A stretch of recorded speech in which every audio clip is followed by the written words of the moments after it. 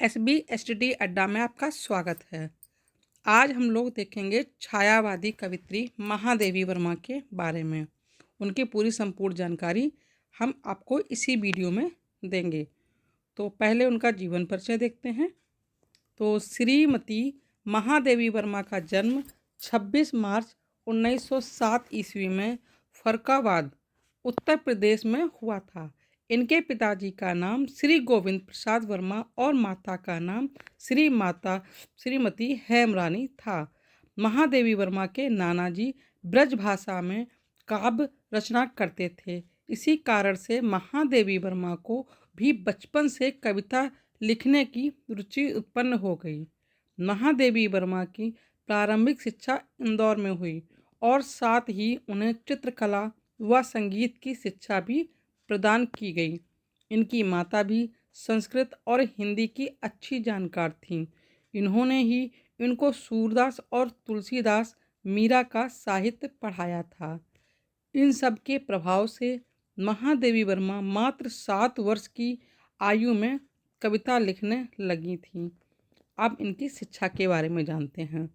6ठी कक्षा तक शिक्षा प्राप्त करने के उपरांत ही 9 वर्ष की बाल्यावस्था में ही इनका विवाह डॉक्टर स्वरूप नारायण वर्मा के साथ कर दिया गया।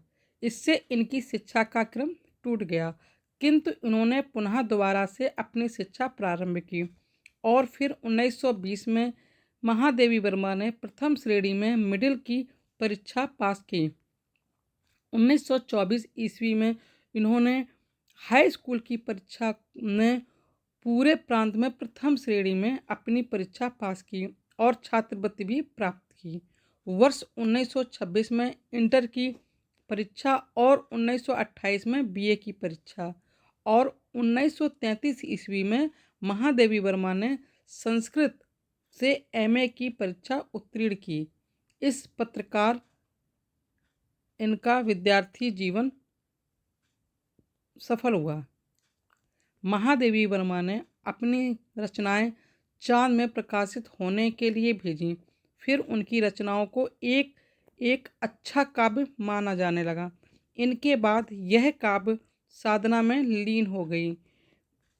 एमए की परीक्षा पास करने के बाद प्रयागराज महिला विद्यापीठ की प्रधानाचार्य के रूप में काम किया। महादेवी वर्मा की मेहनत से इस विद्यालय ने खूब तरक्की की। 1932 ईस्वी में महिलाओं की संपादिका के रूप में भी काम किया। अब इनको कौन कौन से पुरस्कार मिले हैं वो जानते हैं। तो महादेवी वर्मा को 1934 ईस्वी में जो उनकी नीरज पर 500 रुपये का पुरस्कार जीता था। वर्ष 1944 ईस्वी में आधुनिक कवि और निहार पर 1200 रुपये का मंगला प्रसाद पारितोषिक पुरस्कार भी जीता था। भाषा साहित्य, संस्कृत और साहित्य कला के अतिरिक्त उनकी रुचि दर्शन शास्त्र के प्रति भी रही। महादेवी वर्मा की भारत सरकार द्वारा वर्ष 1956 ईस्वी में पद्म भूषण से तथा वर्ष 1988 ईस्वी में पद्म विभूषण से सम्मानित किया गया। हिंदी साहित्य सम्मेलन द्वारा उन्हें भारतेंदु पुरस्कार प्राप्त किया गया। वर्ष 1982 में काव्य संकलन यामा के लिए ज्ञानपीठ पुरस्कार से भी सम्मानित किया गया था। तो ये इनको पुरस्कार मिले थे। और अब जानते हैं कि काव्य साधना, काव्य में क्या क्या उन्होंने किया। तो महादेवी वर्मा छायावादी युग की प्रसिद्ध कवित्री हैं। छायावाद आधुनिक काव्य की एक शैली है जिसके अंतर्गत विविध सौंदर्य पूर्ण अंगों पर चेतन सत्ता का आरोप कर उनका मानवीकरण किया गया जाता है। महादेवी वर्मा ने अपने काव्य में कल्पना के आधार पर प्राकृतिक का मानवीकरण कर उसे एक विशेष भाव समृद्धि और कार्यों से विभूषित किया है। इसलिए महादेवी वर्मा जी के साधनों में छायावाद की विभिन्न भावगत और कलागत विशेषताएं मिलती हैं। महादेवी वर्मा की मूल भावना वेदना भाव है, लेकिन जीवन में वेदना भाव की उपज 2 कारण से होती है। इनके महादेवी के महादेवी वर्मा के जो जीवन में ये सब इनके अंदर होता रहता है। तो पहला है जीवन में किसी अभाव के कारण, और दूसरा दूसरों के कष्ट के प्रभाव के कारण, इनकी ये इन्होंने माना था। तो काव्य में व्यक्तिगत वेदना की अपेक्षा सामाजिक वेदना को विशेष महत्व दिया गया।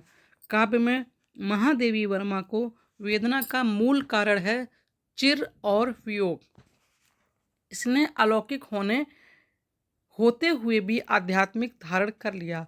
महादेवी वर्मा मूलतः रहस्यवादी कवित्री हैं, परंतु महादेवी वर्मा का रहस्यवाद मीरा कबीर आदि के भक्ति साधनात्मक ना होकर भावात्मक है। इनके अतिरिक्त उन्होंने मधुर भाव को प्रमुख स्थान दिया। मधुर भाव से ओतप्रोत उनकी रहस्यवादी रचनाएं हिंदी काव्य की अमूल्य निधि है। महादेवी जी की रचनाएं हिंदी साहित्य के लिए उनकी तरफ से दी गई एक अमूलभूत है। अब है उनकी भाषा शैली, उनके जो काव्य जो लिखा है उन्होंने, उसकी भाषा शैली क्या रही है। तो महादेवी वर्मा का संपूर्ण काव्य गीत काव्य है। इन्होंने प्रगति शैली का अत्यंत व्यापक स्तर पर प्रयोग किया है। महादेवी जी की प्रगति शैली अत्यंत सफल है। उनका काव्य भावपरक और अनुभूत प्रदान है, इसलिए उनमें सरसता, रोचकता और जीवंतता है। महादेवी वर्मा की भाषा शुद्ध खड़ी बोली है। उनमें संस्कृत के सरल और तत्सम शब्दों का मेल होता है, पर उन शब्दों का प्रयोग अत्यंत स्वाभाविक ढंग से होने के कारण उसमें प्रसाद और माधुर गुण का समावेश परिलक्षित होता है।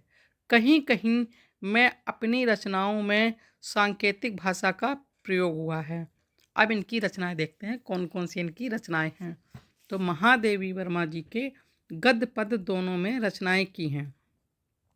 तो उनके काव्य ग्रंथ कौन से हैं? निहार है 1930 ईस्वी में, और दूसरी है रश्मि 1932 ईस्वी में, और तीसरे स्थान पर है नीरजा 1934 ईस्वी में, और चौथे स्थान पर है सांद गीत 1936 ईस्वी में, और पाँचवीं है 1940 ईस्वी में है यामा, छठवीं है दीप शिखा 1942 ईस्वी में, तथा आधुनिक कविता का संगिनी रही हैं ये। तो गद्य ग्रंथ कौन कौन से इनके? अतीत के चलचित्र और स्मृतियाँ 1943 ईस्वी में, और श्रृंगार की कड़ियाँ महादेवी वर्मा का विवेचनात्मक गद्य 1992 ईस्वी में, पद्य के साथी 1956 ईस्वी में, और 92 पृष्ठ का गद्य ग्रंथ है। इसको विद्वान रेखा चित्र मानते हैं। कहानी भी इन्होंने लिखी है। कहानी का नाम है गिल्लू, और जो प्रसिद्ध कविता है उसमें है एक ठाकुर जी भोले हैं। दूसरी कविता है आज खरीदेंगे हम ज्वाला, और उन्होंने निबंध संग्रह भी लिखे हैं। साहित्य की आस्था ये 1962 ईस्वी में है। संकल्पिता ये 1969 ईस्वी में है। भारतीय संस्कृत के स्वर छड़दा एक ललित निबंधकार का संग्रह है। अब इनकी मृत्यु कब हुई थी? अंतिम महादेवी जी का निधन 11 सितंबर 1947 ईस्वी में प्रयागराज में हुआ था।